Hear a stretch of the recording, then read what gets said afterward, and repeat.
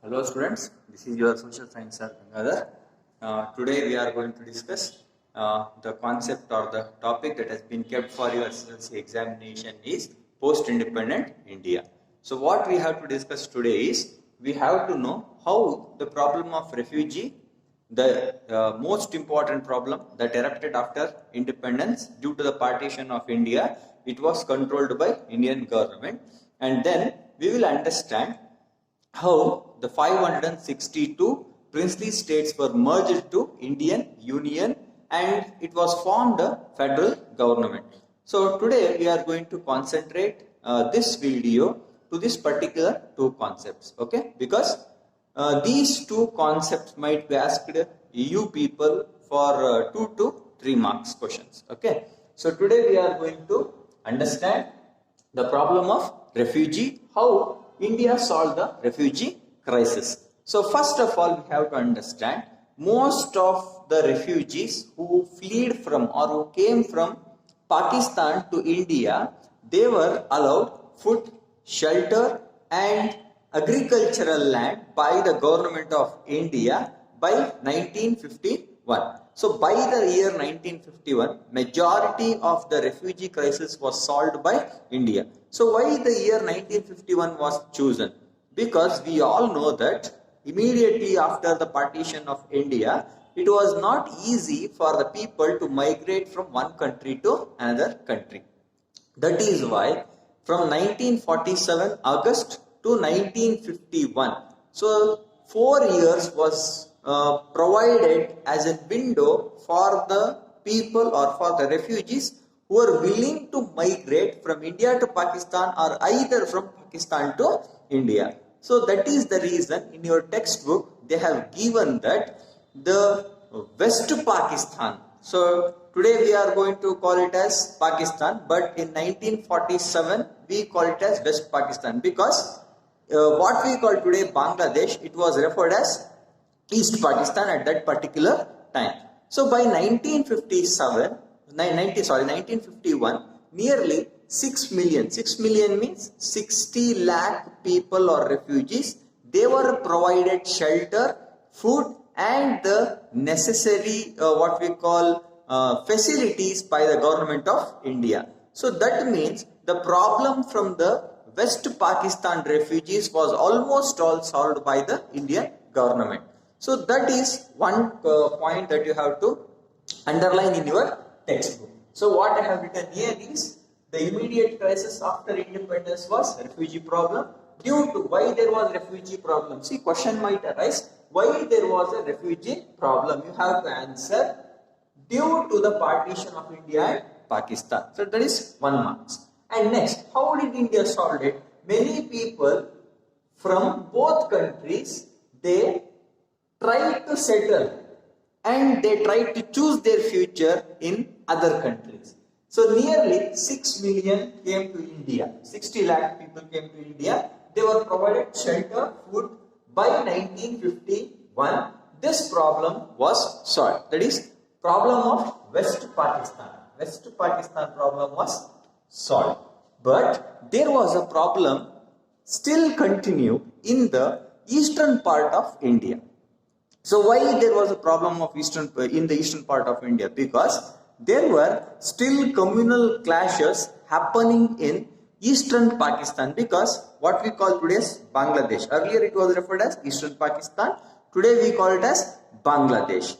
Why there were communal clashes in Bangladesh?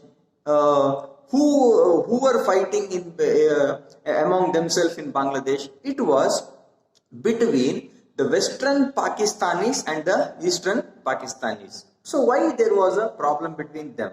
I will give you a brief explanation, because if you look at the Bangladeshi people today, their language is Bengali, okay, and their culture is very much what we call inclined, or it is very much in resemblance to Hindu culture, and in appearance also, or in physical traits, they also differ from West Pakistanis. So that is the reason that made West Pakistanis to have a constant coercion or constant conflict with these eastern Pakistanis. So that led to the communal clashes or communal tensions in the Pakistan area, or what we call today, what we today call it as Bangladesh. And many Hindus and even Muslims who are living in that eastern Pakistan, they wanted to flee from that area. Flee means they wanted to run away from that area and they wanted a better life, in search of better life. So they started to move towards India. So this created another refugee problem for India. So this is also called as refugee crisis. We have to understand, whenever the refugee influx or the flowing of the refugees increases towards a country, the burden of that country is also going to increase. Why? We have to provide them basic facilities, basic amenities, we have to provide them employment, we have to provide them resources. See, all these problems is going to increase whenever there is inpooling, or whenever there is more what we call influx of the refugees. Hence, to solve this problem, so this problem means the problem of refugees, which was due to the communal clashes in eastern Pakistan or present day Bangladesh. India, under the leadership of Prime Minister, that time Prime Minister Indira Gandhi, they supported Bengal Vimochana. So Bengal Vimochana or Mukti Bahini. So you have to understand, and it is being given in your textbook. Look here, but the refugee problem continued. 51, one refugee problem is solved, that is from Western Pakistan, but the refugee problem continued. Why it continued? From Eastern Pakistan. Okay, till 1971, due to communal clashes. Okay, hence the burden of refugees was influenced on India. That is the reason India supported the Bengal Vimochana and created Bangladesh. See, this might be 1 marks question. How they are going to ask the question? Why India supported Bengal Vimochana? Why India supported Bengal Vimochana? Because the refugee problem continued from Eastern Pakistan till 1971 due to communal clashes. Communal clashes was not in India. It was in Pakistan. As I told you, Eastern Pakistan, Western Pakistan, linguistic issues. There are number of issues. Hence, India supported Bengal Vimochana. Vimochana means liberation. So, Sheikh Mujibur Rahman is called the father of Bangladesh. So, he asked the support of Indians, and Indians rightly supported, because we were facing refugee problem. Okay, that is the reason India supported Bengal Vimochana. Question might arise, why India supported Bengal Vimochana? So you have to write the answer. So the refugee problem continued from East Pakistan till 1997 due to communal clashes. Hence India supported Bengal Vimochana and created Bangladesh. Simple. Okay. Or it might be asked in another way. What led to the creation of Bangladesh? Answer is same for 1 mark. And then another important thing you have to understand, how these Bangladeshi people were given shelter in India. Nearly 10 lakh refugees were settled in northeastern part of India. So why northeastern part of India? Because Bangladesh is in proximity with the northeastern part of India. If you look at the Indian map, Assam, West Bengal, Meghalaya, Tripura. So these states are bordered, or they have encircled the East Bengal. Hence, nearly 10 lakh refugees were settled in Meghalaya, Assam and Bengal. But many of those refugees who came from present day Bangladesh, or earlier it was referred as East Pakistan, they chose West Bengal as their home. So this might be another question. So what will be the question? Why the Bangladeshi refugees, or why the refugees from Eastern Pakistan choose to live in West Bengal? You have to write, because the language that was spoken in East Bengal and that was spoken in West Bengal are the same. That is what we call as Bengali. So both Bangladeshi and as well as West Bengalis, they spoke Bengali. Hence, majority of the refugees, they choose to leave or settle in West Bengal. So that should be your answer. So this is how the question might ask in different way. I hope this is very much clear. And there was third refugee problem. It was also during the era of Jawaharlal Nehru. So what is this problem of refugees? Once again you have to look at the history, because the problem, the Tibetan crisis, we call it as Tibetan crisis or Tibetan refugee problem, it is not directly related to India. Okay, just because on humanitarian basis, it was not compulsion for us, for Indians, to provide shelter to those Tibetans. So why we people gave shelter to the Tibetans? Just because of humanitarian basis. Because we people always say that India is known for its non-violence, peace and culture. So, what is the background of this, what we call as Tibetan crisis? See, Tibet, it was a buffer state. Buffer state means a neutral state between two big countries. Okay, in the northern part of what we call Tibet, you are going to see China, and to the south of Tibet, India is there. In between, a small country, Tibet, it has been sandwiched. So this Tibet was occupied by China, and we people constantly were reluctant. We were not very much aware of the problem that could arise if the Chinese are going to occupy the Tibet. And even today we are facing the problem of border dispute between India and China in the Himalayan region. So Tibet is a country which is situated in the Himalayan region. Majority of what we call as important or highest mountains are located in that particular area.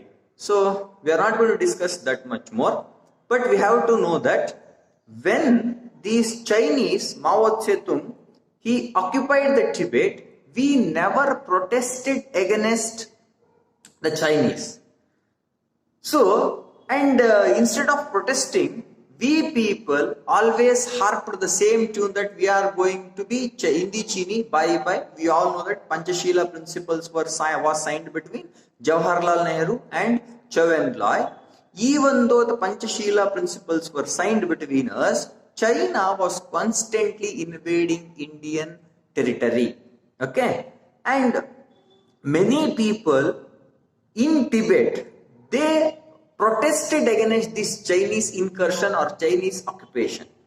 Among them, important person is Dalai Lama. So you are going to you see the picture of Dalai Lama in many in TV and in paper, and you are going to read his articles. So Dalai Lama, he flew to India. Dalai Lama means he is just like a pope of Buddhist. So we are having Dharma Gurus, pontiff. Dalai Lama is a chief religious master or guru of Buddhist. So Dalai Lama and his followers, they escaped to India.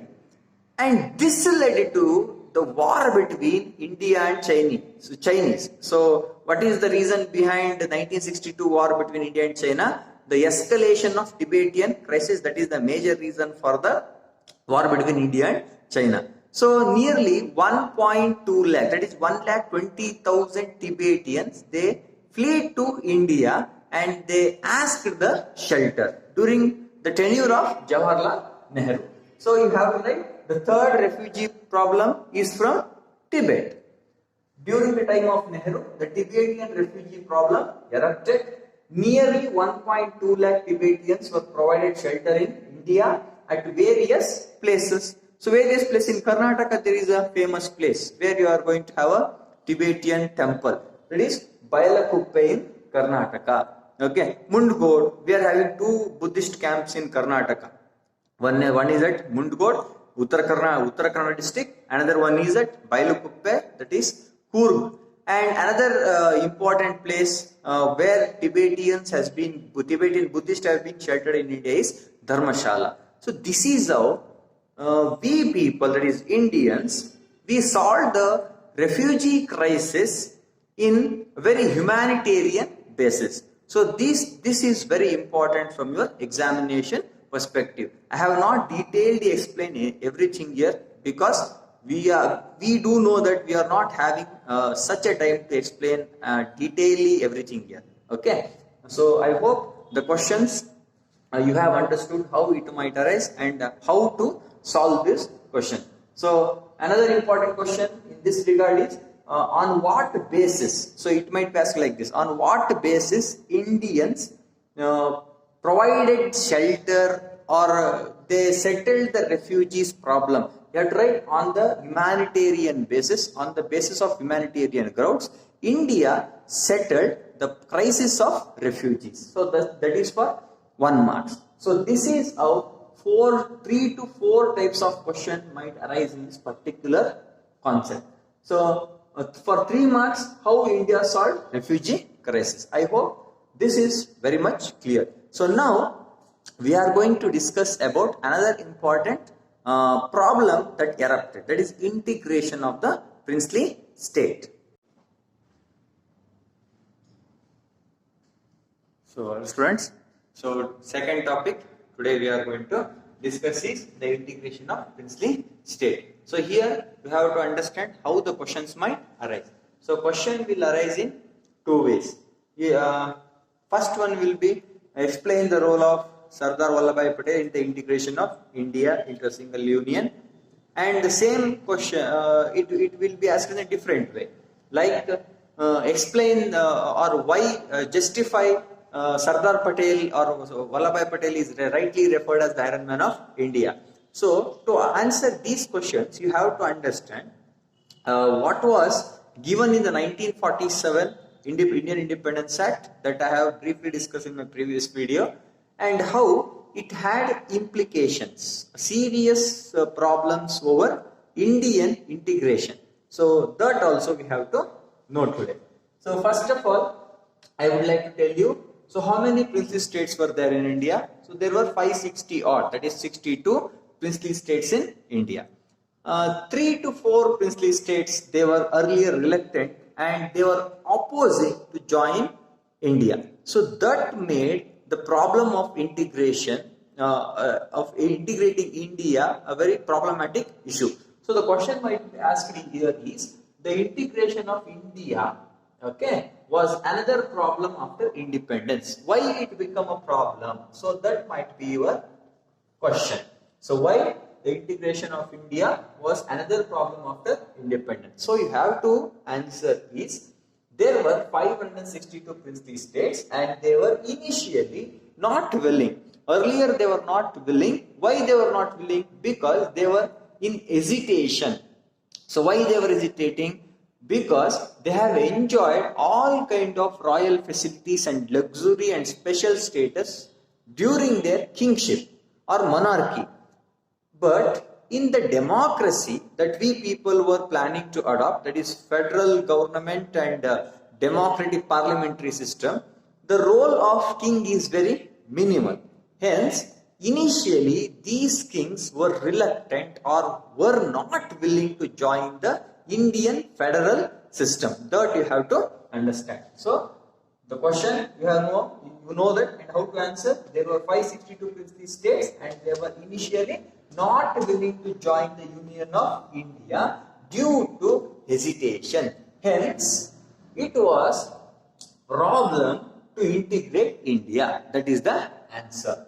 So how it was solved? It was solved by 2 methods. So what was these 2 methods? One is the peaceful way and the democratic way. So this was devised by Sardar Vallabhbhai Patel. And another way was to use the force. Okay. So 2 important methods were followed by the Indian government to integrate India. Otherwise, we people would have been facing a number of problems even today within our country. Okay. So the credit must goes to whom? The credit must goes to Sardar Vallabhbhai Patel. So what was the plan devised by Sardar Patel? So you have to understand the Indian Independence Act of 1947. It gave three options to princely state. First option, they could join Pakistan, they could join India, and if they were willing, they could be independent. This was the three options or choices that was before princely states given by the Indian Independence Act of 1947. So many princely states they were willing to join India. Those princely states were provided an opportunity by the Indian government through a tool called instrument of accession. So this way you have to understand. The government of India through the instrument of accession, it is just like a tool which offered to whom? Offered to the princely state who were willing to join India. Our government of India told them that they will be given special status. Very simple. What is the instrument of accession? This might be a question. You have to write instrument of accession is a tool which was offered by the government of India to the princely states who were willing to join the Indian federal structure. Simple. Okay. So of accession offered special status. Revenue sharing. Revenue sharing means, so the king, they had huge kingdoms and it garnered or it generated huge revenue. So no one will be willing to give up all the revenue. That is why Sardar Vallabhbhai Patel said that you will to the princes that you will be given special status, as well as we are going to share the revenue with the concerned kings. And the third one was royalty was also given to the princes or the kings who are willing to join India. So this is how Sardar Vallabhbhai Patel, through the instrument of accession, he integrated majority of the princely states to Indian federal structure. That is important point. But there were some princely states who were not willing to join India and some were willing to join Pakistan. Then Hyderabad, Jammu and Junagadh. Junagadh, it is in Gujarat. Jammu, we all know that. Hyderabad, it is in present day Telangana. Okay, were also integrated, even though they were not willing. Please remember, Hyderabad, Jammu and Junagadh were not willing to join India. But Sardar Vallabhbhai Patel, he integrated all these princely states to Indian Union and he protected the integrity of and internal security of India. So this is the thing you have to write. That's all. No need to explain any other thing. So if the question is asked like this, how the princely states were integrated to a single unit or Indian Union, you have to write these things. The Indian Independence Act provided three options. Okay, the government of India through the instrument of accession. Here, instrument of accession is very important. Special status, revenue sharing, royalty to princely status given by Sardar Vallabhbhai Patel. You have to write that one. Hyderabad, Jammu, Junagadh were not interested or they were not willing to join India, but they were also integrated by tactics or by the will of Sardar Vallabhbhai Patel. And there how Sardar Patel protected the internal security of India. Question might be asked for 1 mark. How did Sardar Vallabhbhai Patel protect the internal security of India? Sardar Vallabhbhai Patel protected the internal security of India by integrating the princely states into single Indian Union. So that is for 1 mark. So I hope you people have clearly understood how India was integrated into single union. Apart from this, I would like to tell you another important question.